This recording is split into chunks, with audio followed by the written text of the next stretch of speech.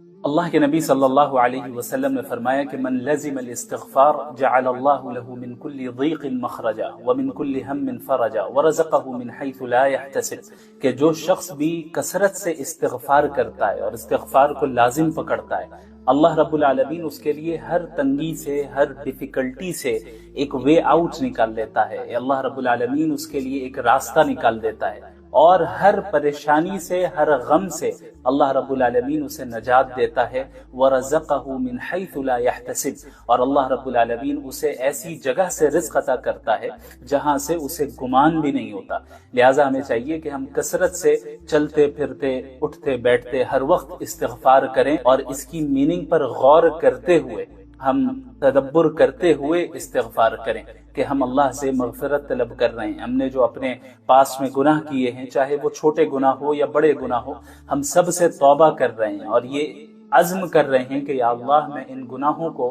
کبھی نہیں دہراؤں گا۔ اللہ رب العالمین پر توکل کرنے کا ہرگز یہ مطلب نہیں ہے کہ ہم اسباب کو اختیار کیے بغیر اور اپنی طرف سے محنت کیے بغیر اللہ پر بھروسہ کرتے رہیں اور مصیبت کے ٹل جانے اور کام کے پورا ہو جانے کا انتظار کرتے رہے، بلکہ حقیقی توکل یہ ہے کہ ہم اپنی استطاعت کے بقدر مکمل کوشش کریں، محنت کریں، اسباب کو بھی اختیار کریں، اور پھر اس کے بعد مکمل طور پر اللہ رب العالمین پر اطمینان کے ساتھ بھروسہ رکھیں۔ اللہ رب العالمین نے قرآن کریم میں فرمایا وَمَن يَتَوَكَّلْ عَلَى اللَّهِ فَهُوَ حَسْبُهُ، کہ جو شخص بھی اللہ پر توکل رکھے گا اللہ اس کے لیے کافی ہے، یعنی اللہ اس کے لیے ہر چیز سے کافی ہے، اللہ اس کا حامی و ناصر ہے۔ آپ اندازہ کریں کہ اللہ رب العالمین آپ سے براہ راست کہہ رہا ہے کہ میں تمہارے لیے کافی ہوں۔ یہ کیا ہی بہترین راحت کا ذریعہ ہے اور اطمینان کا ذریعہ ہے۔ توکل کا یہ مطلب نہیں ہے کہ آپ کو کوئی تکلیف نہیں آئے گی، بلکہ توکل کا مطلب یہ ہے کہ جب آپ کو کوئی تکلیف پہنچے تو آپ یہ جانیں کہ اللہ آپ کے ساتھ ہے، اور آپ کے ساتھ ہر حال میں خیر کا معاملہ ہی ہوگا، چاہے راستہ کتنا ہی طویل کیوں نہ ہو جائے۔ لہٰذا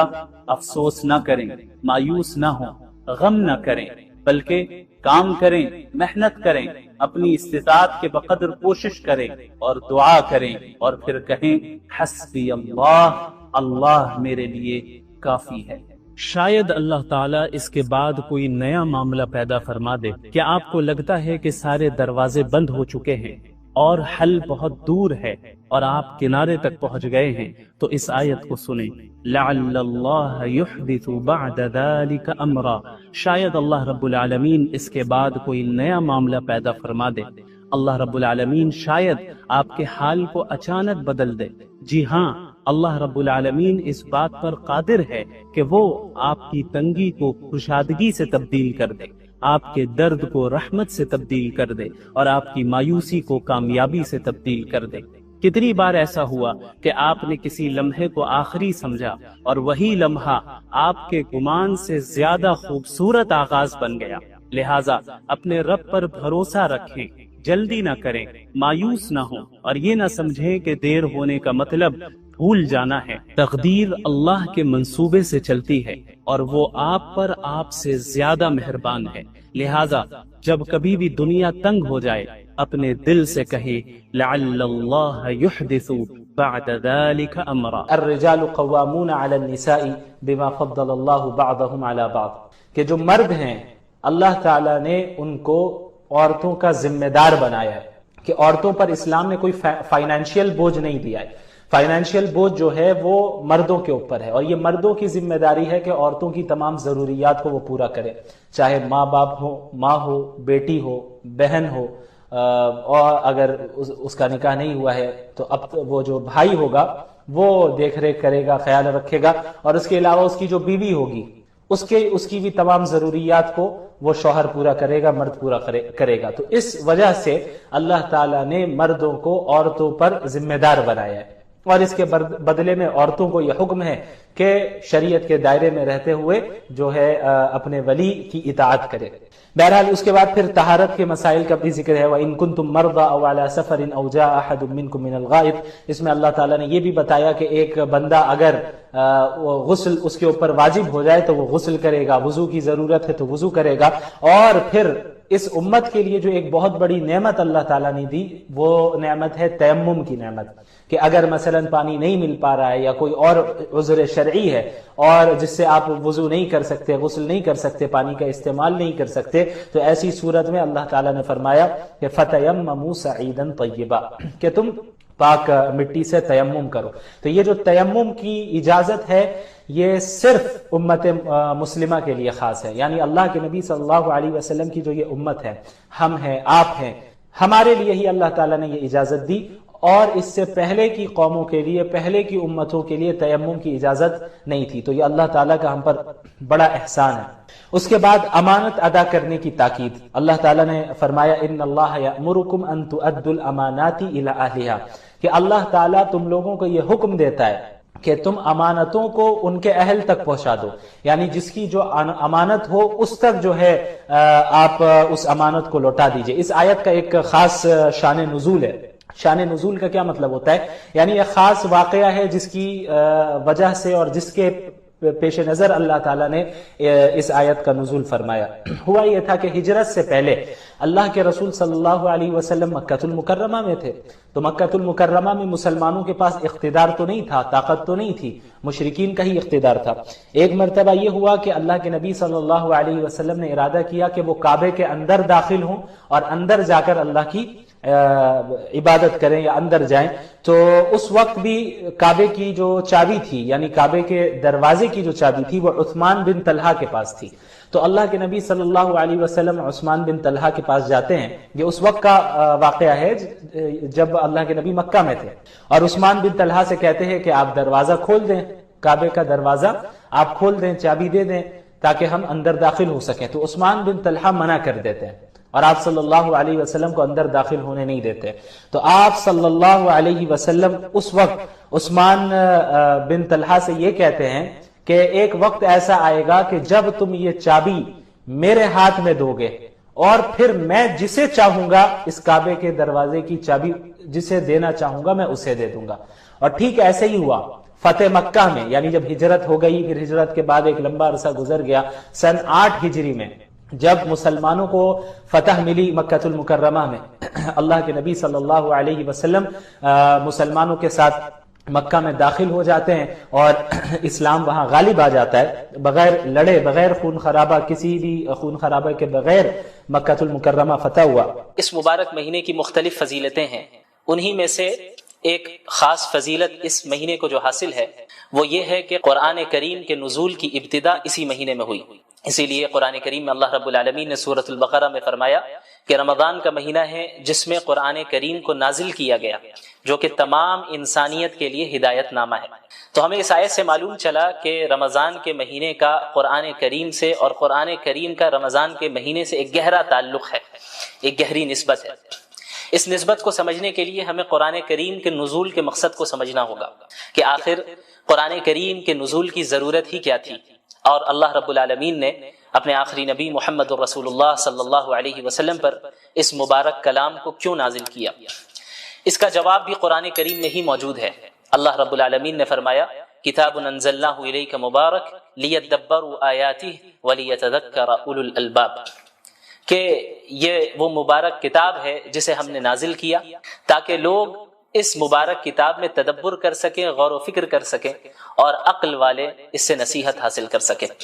ان ھذا القرآن یہدی للتی ہی اقوم، یقیناً یہ قرآن کریم ایک ایسی کتاب ہے جو بالکل سیدھے راستے کی طرف رہنمائی کرتی ہے اور ہدایت دیتی ہے۔ لہٰذا ہمیں معلوم چلا کہ قرآن کریم کے نزول کا مقصد تمام انسانیت تک ہدایت پہنچانا ہے اور تمام انسانیت کے لیے ایک ایسا راستہ واضح کرنا ہے جس راستے کو اختیار کر کے ایک بندہ ہمیشہ ہمیش کی جنت میں داخل ہو سکے اور جہنم کے عذاب سے اپنے آپ کو بچا سکے۔ یاد رکھیں کہ اللہ کے نبی صلی اللہ علیہ وسلم تلاوت کلام اللہ اور قرآن کریم کو پڑھنا، اس کا دور کرنا، اسے سمجھنا، اس کی تعلیم دینا، تو پورے سال آپ صلی اللہ علیہ وسلم کا یہ معمول تھا، لیکن رمضان المبارک میں مزید اہتمام کے ساتھ آپ صلی اللہ علیہ وسلم اس عمل کو انجام دیتے، یہاں تک کہ حضرت جبریل علیہ السلام ہر سال رمضان کے مہینے میں آپ صلی اللہ علیہ وسلم کے پاس تشریف لاتے اور قرآن کا دور ہوتا،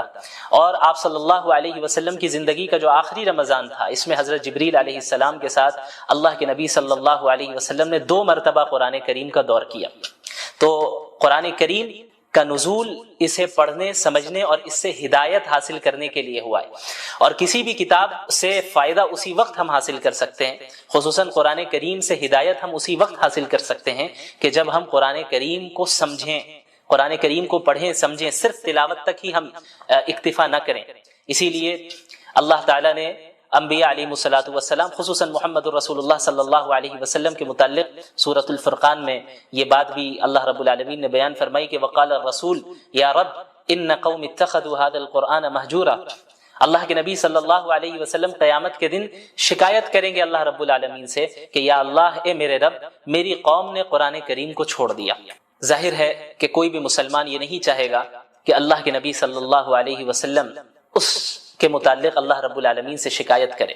لہٰذا ہر مسلمان پر لازم ہے کہ قرآن کریم کے جو حقوق ہیں ان حقوق کی ادائیگی کرے۔ وہ حقوق کیا ہیں؟ مختصراً میں بیان کر دوں کہ علماء کرام نے قرآن کریم کے تقریباً 6 حقوق بیان کیے ہیں۔ سب سے پہلا حق تو یہ ہے کہ پورے قرآن کریم پر ایمان لانا کہ اللہ رب العالمین نے اس کلام کو نازل کیا ہے، اس کے الفاظ بھی اللہ کے ہیں، اس کے معنی بھی اللہ کے ہیں، اور اس میں کسی بشر کے کلام کا کوئی دخل نہیں، کسی مخلوق کے کلام کا کوئی دخل نہیں۔ سورۃ الفاتحہ سے لے کے سورۃ الناس تک ایک ایک آیت بلکہ ایک ایک حرف اللہ رب العالمین کی جانب سے نازل کردہ ہے،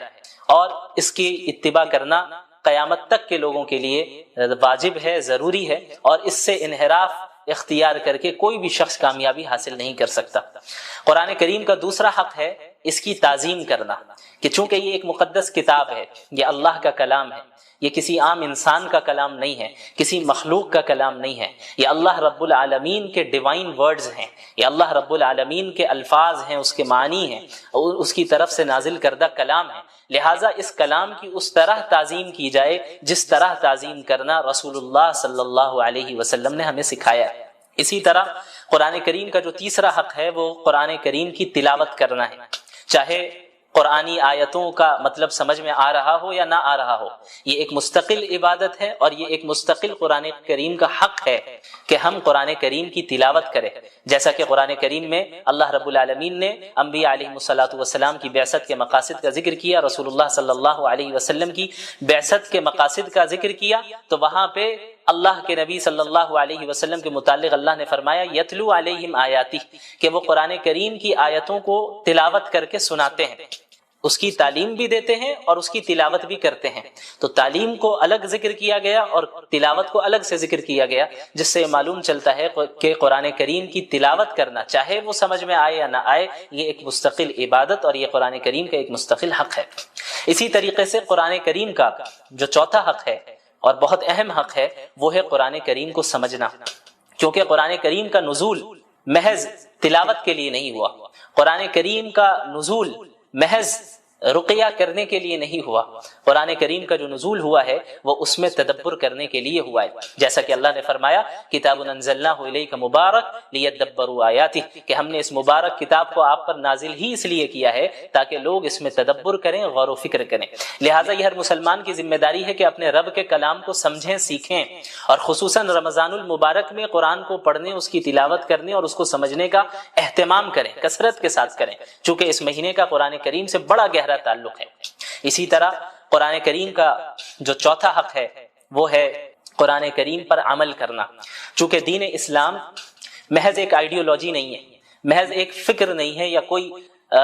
فلسفہ نہیں ہے کہ جسے کسی نے پیش کر دیا اور جس کا عملی زندگی سے کوئی تعلق نہیں ہے، بلکہ قرآن کریم ایک پریکٹیکل زندگی گزارنے کی ہدایت کرتا ہے اور اس میں رہنمائی کرتا ہے کہ ایک مسلمان اپنی زندگی کو کس طرح گزارے، ایک انسان اپنی جلوت کو اور اپنی خلوت کو کس طرح گزارے، پبلک لائف اور پرائیویٹ لائف میں کس طرح لوگوں کے ساتھ معاملات کریں، اس کا اللہ کے ساتھ کس طرح تعلق ہو، اس کا اپنے نفس کے ساتھ کس طرح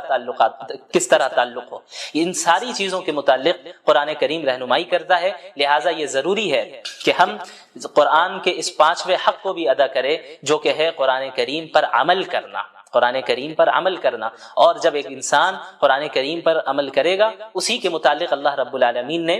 کامیابی اور نعمتوں کا وعدہ کیا ہے، جیسا کہ کئی جگہ آپ کو قرآن کریم میں اس کا ذکر ملے گا، ان الذین آمنوا وعملوا الصالحات، الذین آمنوا وعملوا الصالحات، جنہوں نے ایمان لایا اور جنہوں نے نیک اعمال کیے، یعنی قرآن کریم پر عمل کیا۔ لہٰذا عمل کرنا یہ قرآن کریم کا 5واں حق ہے اور بہت اہم حق ہے۔ اسی طرح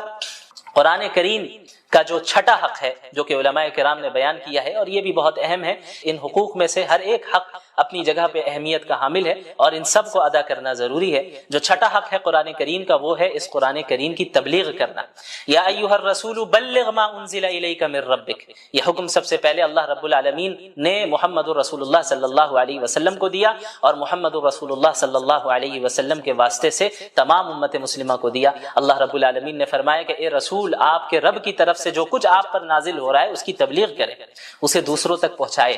کیونکہ دین اسلام محض کوئی نسلی مذہب نہیں ہے جس طرح یہودیت ہے جو کہ ایک نسلی مذہب ہے۔ قرآن کریم اور دین اسلام اس طرح نہیں ہے۔ دین اسلام کا دروازہ تو ہر ایک کے لیے کھلا ہے، جو بھی ایمان قبول کر لے، جو بھی اسلام میں داخل ہو جائے، جو بھی قرآن کو سچا کلام مان لے، جو بھی صحیح عقائد اختیار کر لے، اعمال صالحہ کرے، اس کے لیے جنت کا وعدہ ہے، اس کے لیے اللہ کی نعمتوں کا وعدہ ہے۔ تو یہ جو امت ہے، امت مسلمہ، یہ امت دعوت ہے، جیسا کہ سورۃ البقرہ میں اللہ نے فرمایا کنتم خیر امت اخرجت للناس، کہ تم وہ امت ہو جسے تمام انسانوں کے لیے نکالا گیا، محض مسلمانوں کے لیے نہیں، محض مخصوص خاندان کے لیے نہیں، محض مخصوص علاقے والوں کے لیے نہیں، للناس اللہ نے فرمایا کہ تمام انسانیت کے لیے اللہ رب العالمین نے اس امت کو بھیجا ہے۔ تأمرون بالمعروف وتنہون عن المنکر، کہ تم انہیں نیکیوں کا حکم دو اور برائیوں سے روکو، وتؤمنون باللہ، اور تم ایک اللہ پر ایمان رکھو۔ لہٰذا قرآن کریم کا یہ چھٹا حق ہے کہ ہم قرآن کریم کی تبلیغ اور اس کی اشاعت کریں، تمام اقوام عالم تک قرآن کریم کے پیغام کو پہنچائیں اور اس فریضے کو ادا کریں جو فریضہ اللہ کے نبی صلی اللہ علیہ وسلم کو اللہ تعالیٰ نے دیا، اور اللہ تعالیٰ کے نبی صلی اللہ علیہ وسلم نے خصوصاً حجۃ الوداع کے موقع پہ امت مسلمہ کو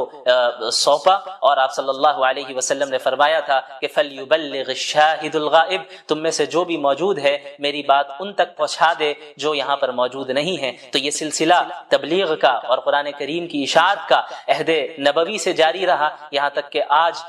اس صدی میں بھی ہم تک اسی طرح قرآن کریم پہنچا، اپنی تمام تفصیلات کے ساتھ، تمام تفسیر کے ساتھ، تمام تشریح کے ساتھ، اور اب یہ ہماری ذمہ داری ہے کہ قیامت تک کے لوگوں کے لیے ہم اسے جاری رکھیں اور اس کے پیغام کو عام کریں۔ تو جب ہم قرآن کریم کے نزول کے حقیقی مقاصد کو سمجھیں گے اور قرآن کے حقوق کو سمجھیں گے تو قرآن کریم کے ساتھ وقت گزارنے میں بھی ہمیں لذت محسوس ہوگی۔ خصوصاً رمضان کا مہینہ بہت ہی بابرکت مہینہ ہے، جس میں عبادتوں کی جو نیکیاں ہیں، جو اس کا ثواب ہے، وہ بہت بڑھ جاتا ہے، بہت بڑھ جاتا ہے۔ اور اللہ کے نبی صلی اللہ علیہ وسلم تو اس رمضان کے مہینے کی راتوں میں تلاوت کا اہتمام فرمایا کرتے تھے، نمازوں کی شکل میں، قیام اللیل کی شکل میں، تراویح کی شکل میں، تہجد کی شکل میں آپ صلی اللہ علیہ وسلم پڑھتے، صحابہ کرام پڑھتے، اور رمضان المبارک میں ہمارے سلف صالحین میں کتنے ایسے گزرے ہیں جنہوں نے کئی مرتبہ قرآن کریم کو ایک مہینے میں پڑھا، اور صرف پڑھا ہی نہیں بلکہ اس کو سمجھا، اس میں تدبر کیا، اس سے نصیحتیں حاصل کی، عبرتیں حاصل کی۔ لہٰذا ہماری یہ ذمہ داری ہے کہ رمضان المبارک کو ہم اس طرح گزاریں جس طریقے سے اللہ کے نبی صلی اللہ علیہ وسلم نے گزارا۔ یہاں تک کہ بعض سلف صالحین کے معمول کا ذکر ہوتا ہے کہ بڑے بڑے محدث جو پورے سال حدیث کا درس دیا کرتے تھے، جب رمضان المبارک کا مہینہ شروع ہوتا تو حدیث کے دروس، فقہ کے دروس، ساری چیزوں کو موقوف کر دیتے اور مکمل طور پہ اپنے آپ کو قرآن کریم کے درس، قرآن کریم کی تدریس کے ساتھ مشغول کر دیا کرتے ہیں، اس کو پڑھنے اور اس کو پڑھانے میں اپنے آپ کو مصروف رکھتے کہ چونکہ اس مبارک مہینے کا قرآن کریم سے بڑا گہرا تعلق ہے، لہٰذا اس مبارک مہینے میں ہم زیادہ سے زیادہ قرآن کریم کے ساتھ ہی وقت گزاریں گے۔ اللہ کے نبی محمد الرسول اللہ صلی اللہ علیہ وسلم کی احادیث کا مطالعہ کریں گے تو آپ کو معلوم ہوگا کہ پچھلی قوموں کے اوپر بھی اس طرح کی آزمائشیں آئیں، جو اللہ کے ماننے والی قوم تھی، ایسی قوم جو انبیاء کی اطاعت کرنے والی تھی، انہیں بھی مصائب سے، مشکلات سے دوچار کیا گیا، یہاں تک کہ خود انبیاء علیہم السلام مصائب اور مشکلات سے دوچار ہوئے، اور محمد الرسول اللہ صلی اللہ علیہ وسلم جو سید الانبیاء ہیں، افضل الانبیاء ہیں، انہیں سب سے زیادہ اس دنیا میں تکلیف پہنچائی گئی۔ اگر محض ایمان لے آنے کا نتیجہ یہ ہوتا کہ اس دنیا میں بھی مسلمانوں کو کسی طرح کی تکلیف نہ دی جاتی، تو اس کے سب سے زیادہ مستحق خود محمد الرسول اللہ صلی اللہ علیہ وعلی آلہ وصحبہ وسلم تھے۔ لیکن اللہ کے نبی صلی اللہ علیہ وسلم نے کیا فرمایا؟ آپ صلی اللہ علیہ وسلم نے فرمایا اشد الناس بلاء الانبیاء، اس دنیا میں سب سے زیادہ آزمائشیں انبیاء کو آتی ہیں، ثم الامثل فالامثل، پھر دین کے اعتبار سے ان سے قریب تر جو ہوگا اس کے اوپر آزمائشیں آئیں گی۔ تو آزمائشوں کا آنا یہ اس بات کی ہرگز دلیل نہیں ہے کہ ہم حق پر نہیں ہیں، بلکہ آزمائشوں کا آنا ایک اعتبار سے اس بات کی دلیل ہے کہ ہم حق پر ہیں اور ہم اللہ کے نبی صلی اللہ علیہ وسلم کے ماننے والے ہیں، اور اللہ کے نبی صلی اللہ علیہ وسلم کے طریقے کے مطابق زندگی گزارنا چاہتے ہیں۔ آپ کو معلوم ہونا چاہیے کہ خود اللہ کے نبی صلی اللہ علیہ وسلم کو اپنی زندگی میں کتنی تکلیفوں کا سامنا کرنا پڑا، کس طریقے سے اللہ کے نبی صلی اللہ علیہ وسلم کو قتل کرنے کے منصوبے بنائے گئے، کس طریقے سے آپ صلی اللہ علیہ وسلم کو کعبے کے سامنے عبادت کرنے سے مشرکین مکہ روکا کرتے تھے۔ ایک مرتبہ اللہ کے نبی صلی اللہ علیہ وسلم سجدے کی حالت میں تھے کہ ایک مشرک آیا اور آپ صلی اللہ علیہ وسلم کے اوپر اونٹ کی گندگی کو، اجڑی کو آپ صلی اللہ علیہ وسلم کے اوپر ڈال دیتا ہے۔ اسی طرح ایک مرتبہ اللہ کے نبی صلی اللہ علیہ وسلم حرم میں موجود تھے، ایک مشرک آگے بڑھتا ہے اور ایک چادر کے ذریعے آپ صلی اللہ علیہ وسلم کے گلے پر پھندا ڈالتا ہے اور اسے کھینچتا ہے، یہاں تک کہ حضرت ابو بکر رضی اللہ عنہ قریب آتے ہیں اور اللہ کے نبی صلی اللہ علیہ وسلم سے اس مشرک کو دور کرتے ہیں۔ اسی طرح اللہ کے نبی صلی اللہ علیہ وسلم کو کس طریقے سے طائف میں لہو لہان کیا گیا، آپ صلی اللہ علیہ وسلم اسی دین کے خاطر گئے تھے۔ اب یہ کون سی شخصیت ہے؟ یہ شخصیت وہ ہے جو اللہ کے نزدیک محبوب ترین شخصیت ہے۔ اللہ چاہتے تو انہیں اتنی آزمائشوں سے نہیں گزارتے، اللہ رب العالمین اس بات پر قادر تھے کہ بغیر کسی تکلیف پہنچے اللہ کے نبی صلی اللہ علیہ وسلم پر پورے جزیرۃ العرب کے تمام لوگ ایمان لے آتے ہیں، لیکن اللہ کے نبی صلی اللہ علیہ وسلم کو بھی آزمائشوں سے گزارا گیا۔ کیوں؟ تاکہ قیامت تک کی امت کے لیے وہ ایک نمونہ بن سکے، قیامت تک کی امت کے لیے وہ ایک رول ماڈل بن سکے، امت نصیحت حاصل کر سکے کہ ان مواقع میں اللہ کے نبی صلی اللہ علیہ وسلم کی سنت کیا رہی، ان حالات میں اللہ کے نبی صلی اللہ علیہ وسلم نے کس طرح مشرکین کے ساتھ ڈیل کیا، ان حالات میں اللہ کے نبی صلی اللہ علیہ وسلم نے مسلمانوں کو کس طرح تیار کیا، منظم کیا۔ چونکہ آپ صلی اللہ علیہ وسلم کو قیامت تک کے لوگوں کے لیے نمونہ بنانا تھا، اسی لیے اللہ کے نبی صلی اللہ علیہ وسلم کو بھی ان آزمائش سے گزارا گیا، ان آزمائشوں سے گزارا گیا۔ 3 سال تک مشرکین مکہ نے شعب ابی طالب میں اللہ کے نبی صلی اللہ علیہ وسلم، مسلمان اور آپ کے خاندان والوں کا مکمل سوشل بائیکاٹ کیا، مکمل سوشل بائیکاٹ کیا، یہاں تک کہ مسلمانوں کے بچے ایک ایک دانے کے لیے ترس رہے تھے۔ یہ صورتحال گزری رسول اللہ صلی اللہ علیہ وسلم پر، اور آپ صلی اللہ علیہ وسلم کے صحابہ کرام نے بھی اسی طرح کی قربانیاں دی۔ آپ کو معلوم ہے حضرت بلال رضی اللہ عنہ، ان کا نام آپ نے سنا ہے، کس طریقے سے حضرت بلال رضی اللہ عنہ نے اسلام قبول کیا۔ ظاہر ہے اللہ کے نبی صلی اللہ علیہ وسلم کی جس جگہ بعثت ہوئی، جس زمانے میں بعثت ہوئی، یہ ایک ایسا زمانہ تھا جہاں انسانیت اپنی انتہا اور پستی کی انتہا تک پہنچ چکی، جہاں غلاموں کو ان کے حقوق نہیں دیے جاتے تھے، سلیوز کو ان کے فنڈامنٹل ہیومن رائٹ سے بھی محروم رکھا گیا تھا۔ ایسے موقع پہ جب حضرت بلال رضی اللہ عنہ نے اللہ کے نبی صلی اللہ علیہ وسلم کی تعلیمات کو سنا کہ یہ غلام تمہارے بھائی ہیں، انہیں وہی کھلاؤ جو خود کھاتے ہو، انہیں وہی پہناؤ جو خود پہنتے ہو، انہیں اتنا بوجھ نہ دو کہ وہ اسے پورا نہ کر پائے، اور اگر کوئی بھاری کام دینا بھی پڑ جائے تو تم خود ان کا تعاون کرو۔ اللہ کے نبی صلی اللہ علیہ وسلم کی ایسی تعلیمات جن کو سن کر حضرت بلال رضی اللہ عنہ اسلام کی طرف مائل ہوئے اور دل و دماغ میں ایمان راسخ ہو گیا، یہاں تک کہ ان کا جو مالک تھا حضرت بلال رضی اللہ عنہ کو چلچلاتی دھوپ میں تپتی ہوئی ریت کے اوپر رکھتا۔ مکہ المکرمہ کی گرمی سے ہم سب واقف ہیں، جو بھی وہاں گئے ہیں جانتے ہیں کہ کس طرح کی شدید گرمی ہوتی ہے. وہاں کی تپتی ہوئی ریت کے اوپر حضرت بلال رضی اللہ عنہ کو رکھا جاتا اور ان کے سینے کے اوپر بھاری پتھر رکھا جاتا اور بار بار یہ کہا جاتا کہ تم محمد کے اتباع سے پیچھے ہٹو. اور وہ کیا کہتے؟ احد احد، صرف ایک اللہ، صرف ایک اللہ. آخر کیا چیز تھی جو حضرت بلال رضی اللہ عنہ کے اندر داخل ہو گئی تھی؟ ایک ایسی چیز جو انہیں دنیا کی ہر طرح کی تکلیفوں کو جھیلنے کے لیے تیار کر رہی تھی اور انہیں مضبوطی دے رہی تھی، انہیں طاقت دے رہی تھی. حضرت سمیہ رضی اللہ عنہا جو اسلام کی سب سے پہلی شہیدہ ہیں، کس طریقے سے، کس بے دردی کے ساتھ اور بے رحمی کے ساتھ انہیں شہید کیا گیا. ان کی شرمگاہ میں نیزہ مارا گیا اور انہیں شہید کر دیا گیا. حضرت مصعب بن عمیر رضی اللہ عنہ یہ صحابی رسول ہیں. آپ کو معلوم ہوگا کہ اسلام لانے سے پہلے کافی مالدار تھے اور 200 درہم کا کپڑے پہنا کرتے تھے اور کافی قیمتی خوشبو اور عطر کو استعمال کیا کرتے تھے. بڑی لگژریس لائف گزارتے تھے، ناز و نعام میں پلنے والے تھے. لیکن جب انہوں نے اسلام قبول کر لیا ان کی زندگی میں انقلاب آ گیا. ایک انسان، ہم اور آپ اپنے اوپر ذرا غور کریں، ہم اپنے کمفرٹ زون سے باہر نہیں آنا چاہتے. ہم اپنے کمفرٹ